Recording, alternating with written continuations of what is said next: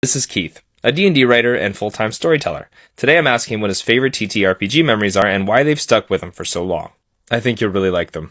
There's two that come to mind, one really old and one more recent. The really old one is in probably just before college, late high school. The first thing is that I told the players that this was going to be a sort of cyberpunk superhero Judge Dredd style thing. Like they're the cyborg protectors of justice in their city. What they didn't know is it was really a Call of Cthulhu game.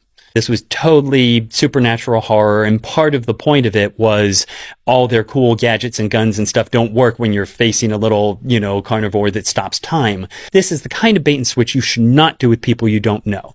It turned out being a fantastic game because I did know the players enough to know they would enjoy this, and part of the point is it's the horror game where they didn't know they were playing a horror game, which made it all the more when, you don't know what's happening around the corner.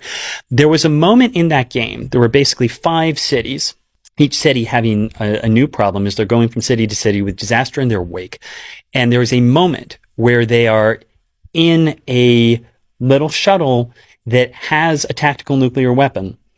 And the city below them, now one of the last cities in existence, has been infected by a creature similar to the Thing, an alien shape-shifting entity that eats people and duplicates them.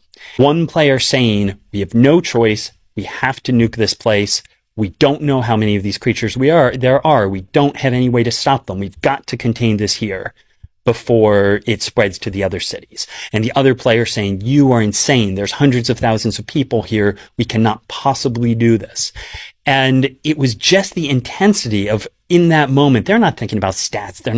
They're really just, look at this question. How do you solve this problem? Do you sacrifice hundreds of thousands of people to save the rest? And eventually one of the players just goes like that. And it was just he's pressing the button. And it was, as I said, just that moment where they were so in it that's what I love.